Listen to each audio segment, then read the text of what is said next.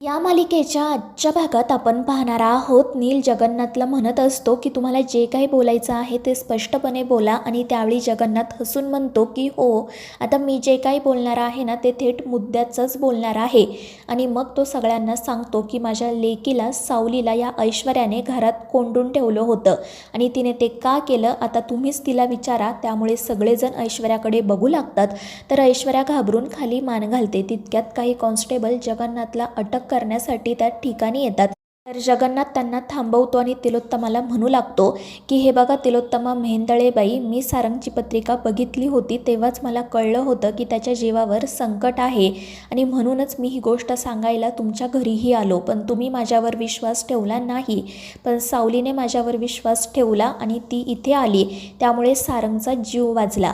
माझं काम झालं. आता मी माझ्या मार्गाने जातो. आता मी माझ्या लेकीच्या चेहऱ्यावरचं हसू बघितलं आहे म्हटल्यावर मी स्वर्गात गेलो काय किंवा नरकात गेलो काय मला फरक पडत नाही. पण तुमच्यासमोर मी आता हा जो काही पट मांडला आहे ना तो तुम्ही खेळत बसा. आणि मग त्यानंतर तो तेथून निघून जातो. तर ऐश्वर्या ही रागारागातच घरी जाण्यासाठी निघालेली असते. इतर सगळेजणसुद्धा तिच्या पाठोपाठ घरी जातात. सारंग आणि सावली मात्र तिथेच असतात आणि मग ते दोघेजण आनंदाने देवीसमोर दिवा लावतात, देवीचा आशीर्वाद घेतात आणि मग घरी जाण्यासाठी निघतात. त्यानंतर मग सारंग सावलीला विचारू लागतो की नेमकं घरी काय घडलं होतं मला सांग. आणि मग त्यानंतर सावली ऐश्वर्याने तिला घरामध्ये कसं कोंडलं होतं आणि मग ती घरातून कशी बाहेर पडली हे सगळं काही सारंगला सांगू लागते. त्यामुळे सारंग खूप चिडतो आणि सावलीला घेऊन थेट ऐश्वर्याच्या खोलीत जायला निघतो. तर इकडे ऐश्वर्या फक्त घर सोडून जाण्याचं नाटक करत असते, रडत तिची बॅग भरत असते. पण तितक्यात तिलोत्तमा त्या ठिकाणी येते आणि तिच्या पाठोपाठ सारंग, सावली, अमृता आणि तारासुद्धा. तिलोत्तमा ऐश्वर्याला विचारत असते की हा सगळा काय प्रकार आहे. तर ऐश्वर्या नाटक करत म्हणते की मॉम, तुम्हाला असं वाटलंच कसं काय की मी सारंगच्या जीवावर उठू शकते? तुम्ही माझ्यावर कसा काय संशय घेऊ शकता? आणि म्हणूनच ना आता मला या घरात राहायचं नाही आहे. तर तिलोत्तमा म्हणत असते की हे बघ ऐश्वर्या, मला माझ्या प्रश्नांची उत्तरं अजूनही मिळालेली नाही आहेत. मला खरं खरं सांग, देवळातले दिवे कोणी घालवले होते? आणि मग त्यानंतर तू जरी हे घर सोडून गेली ना तरी मला काही फरक पडत नाही. आणि तिलोत्तमाचं असं बोलणं ऐकून ऐश्वर्या तर तिच्याकडे बघतच राहते. तर मग सारंगही तिला म्हणू लागतो की वहिनी, अगं तू इतक्या खालच्या थराला जाशील असं मला वाटलं नव्हतं. अगं काल जे काही घडलं त्यामुळे तुला तुझ्या अपमानाचा बदला घ्यायचा होता ना, मग तू सावलीचा आणि माझा अपमान करायचा, आमची चेष्टा मस्करी करायची, हे असं काहीतरी करायची काय गरज होती? पण त्यावेळी अमृता म्हणते की नाही सारंग, मुळात हे सगळं करण्याची देखील काही गरज नाही आहे. ऐश्वर्या जे काही वागली आहे ना ते चुकीचंच होतं. आणि त्यावेळी ऐश्वर्या म्हणते की तुम्हा सगळ्यांचा माझ्या बाबतीत खूप मोठा गैरसमज होत आहे. हे बघा, मला मान्य आहे की मी या मूर्ख मुलीला तिच्या खोलीमध्ये कोंडलं कारण मला माझ्या अपमानाचा बदला घ्यायचा होता. पण मी सारंगसोबत काही चुकीचं वागलेली नाही आहे. देवळातले दिवे मी घालवलेले नव्हते.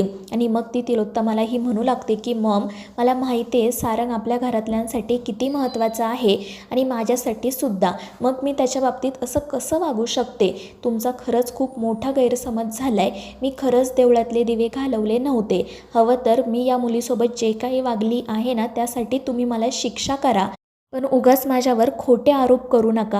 आणि ते ऐकून मग सगळ्यांनाच प्रश्न पडतो की जर ऐश्वर्याने देवळातले दिवे घालवले नव्हते तर मग हे सगळं कोणी केलं? तितक्यात ती तारा म्हणू लागते की मॉम, मला वहिनींचं म्हणणं पटतंय.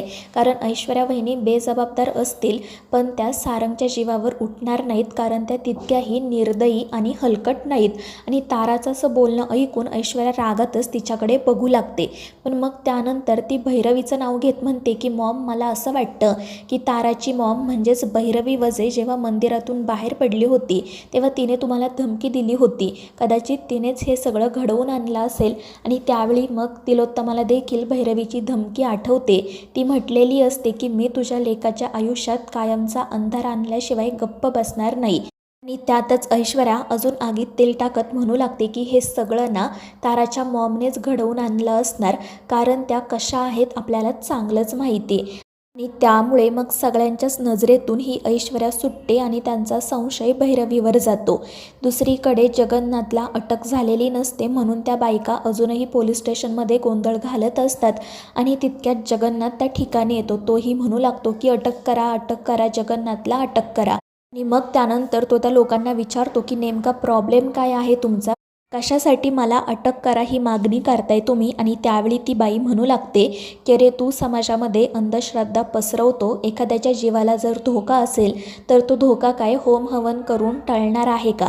कशाला त्या बिचाऱ्या मुलीला खोटी आशा दाखवतोस, तिच्याकडून पैसे उकळतो? आणि हे सगळं काही ऐकून जगन्नाथ हसू लागतो. तो म्हणत असतो की तुमचा खूप मोठा गैरसमज झाला आहे.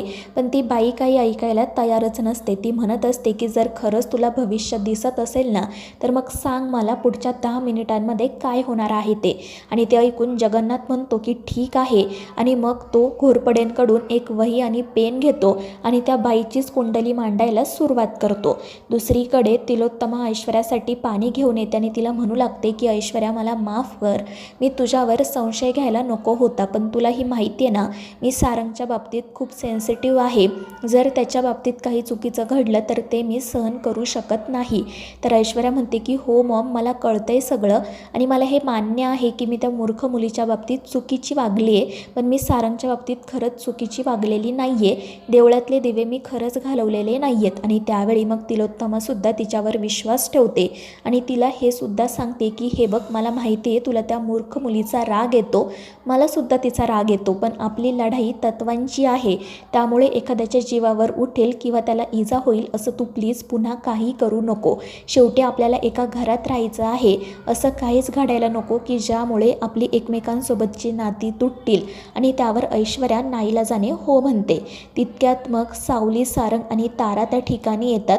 तर तिलोत्तमा ऐश्वर्याला सांगते की तू सावलीची आणि सारंगची माफी माग आणि त्यांना शब्द दे की तू पुन्हा त्यांना इजा होईल किंवा त्यांच्या जीवावर उठेल असं काही करणार नाही. आणि त्यावेळी नाईलाजाने मग ऐश्वर्याला तसं करावं लागतं. ती सावलीचा हात हातात घेते, पण सावलीला सॉरी म्हणण्यासाठी काही तिची जीभ वळत नाही. पण सारंग म्हणतो की वहिनी, तू सावलीला सॉरी म्हटल्याशिवाय तुला इथून जाता येणारच नाही आहे. आणि त्यामुळे मग ऐश्वर्याला नाईलाजाने सावलीची माफी मागावी लागते. त्यानंतर सावली, सारंग तेथून निघून जातात. तर तारा म्हणते की चला एकदाचा हा विषय संपला. पण त्यावेळी तिलोत्तमा म्हणते की नाही, हा विषय अजून संपलेला नाही आहे. जर हे खरंच भैरवीने घडवून आणलं असेल तर मला तिला जाब विचारावाच लागेल. आणि मग ती भैरवीकडे जाण्यासाठी निघते. पण त्यामुळे तारा काळजीत पडते. तर ऐश्वर्या मुद्दाम तिच्याकडे जात विचारते की काय गं तारा, मी तुझ्या मॉमचं नाव घेतलं म्हणून तुला वाईट वाटलं का? तर ताराही म्हणते हो वहिनी, वाईट वाटलं मला. तर ऐश्वर्या म्हणते की अगं पण तुलासुद्धा माहिती आहे ना तुझी मॉम कशी आहे ते.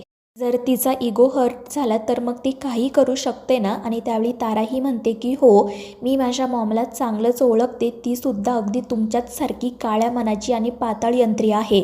जर तिचा इगो हर्ट झाला तर मग ती काही करू शकते. आणि ताराचं असं बोलणं ऐकून ऐश्वर्या खूपच चिडते, पण ती काही बोलू शकत नाही. दुसरीकडे जगन्नाथ त्या आंदोलनातील बाईला तिचं नाव विचारतो आणि मग त्यानंतर तो सगळी तिची कुंडलीच तिच्या समोर मांडतो. आणि मग त्यानंतर याआधी तिच्या आयुष्यात जे काही घडलेलं आहे तो ते तिला अगदी स्पष्टपणे सगळ्यांच्या समोर सांगतो. आणि ते सगळं काही ऐकून ती बाईसुद्धा आश्चर्यचकित होते. पण ती मग नंतर म्हणू लागते की हा माझा भूतकाळ झाला. या पोलीस स्टेशनमध्ये पुढच्या 10 मिनिटांमध्ये काय घडणार आहे ते सांगा. आणि त्यावेळी जगन्नाथ हसतच म्हणतो की 10 मिनिटात काय, पुढच्या 2 मिनिटात काय घडणार आहे ते सांगतो. आणि मग तो हसतच म्हणतो की आत्ता इथे एक फोन येईल आणि मग त्यानंतर माझ्या हातात असणाऱ्या या हातकड्या काढल्या जातील. आणि त्याचं बोलणं पूर्ण होतं न होतं तितक्यात देवाला एक कॉल येतो. मोठे साहेब देवाला सांगतात की जगन्नाथजींना सोडून द्या.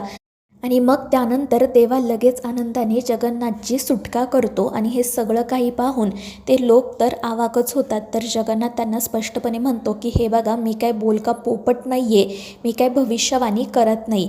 मी फक्त माझ्या विद्येचा वापर करून एखाद्यावर कोणतं संकट येऊ शकतं याची त्याला कल्पना देतो, त्यातून बाहेर पडण्यासाठी मार्ग सुचवतो, पण कोणतीही ठोस विधानं करत नाही, कारण विधानं ही विधीची असतात. आणि मग त्यानंतर तो त्या बाईला स्पष्टपणे विचारतो की मला सांगा, मुळात हे सगळं इथे घडलंच का? आणि त्यावर ती बाई सांगू लागते की मला एक व्हिडिओ आला होता. आणि मग त्यानंतर ऐश्वर्याने तिला जे काही करायला सांगितलेलं असतं ती ते सगळंच जगन्नाथ समोर कबूल करते. आणि ते सगळं काही ऐकून जगन्नाथ आणि देवा खूपच चिडतात. दुसरीकडे तिलोत्तमा भैरवीच्या घराबाहेर जाते आणि मोठमोठ्याने तिला हाका मारू लागते. भैरवी हसतच बाहेर येताना तिला विचारू लागते की आज कशी काय तू माझ्या दाराच्या बाहेर येऊन उभी राहिलीस ग. तर तिलोत्तमा म्हणते की तुझ्या घराबाहेर येऊन उभी राहायची मला काही गरज नाही आहे, पण मी इथे तुला शेवटची वॉर्निंग द्यायला आली आहे, माझ्या सारंगपासून आणि माझ्या कुटुंबापासून लांब राहायचं. तर भैरवी म्हणते की हे बघ, मुळात तुझ्या घरच्यांसोबत मला कोणताही संबंध ठेवायचा नाही आहे. तर तिलोत्तमा म्हणते की तुझ्यासाठी तेच योग्य ठरेल, कारण कसं आहे ना, याआधी तू माझी मैत्रीण होती, मी तुझ्यावर माझा जीव ओवाळून टाकायचे, पण आता परिस्थिती बदलली आहे. जर तू चुकूनही माझ्या कुटुंबाच्या विरोधात काही करायचा प्रयत्न केला ना, तर मी तुला सोडणार नाही, हे लक्षात ठेव. आणि मग ती तेथून निघून जाते. भैरवीला मात्र कळतच नाही की नेमकं घडलंय तरी काय आणि तिलोत्तमा तिला अशी धमकी देऊन नेमकी का गेली. तर मित्रांनो, या मालिकेच्या पुढील भागांच्या अपडेट्ससाठी आपल्या चॅनेलला सबस्क्राईब करा.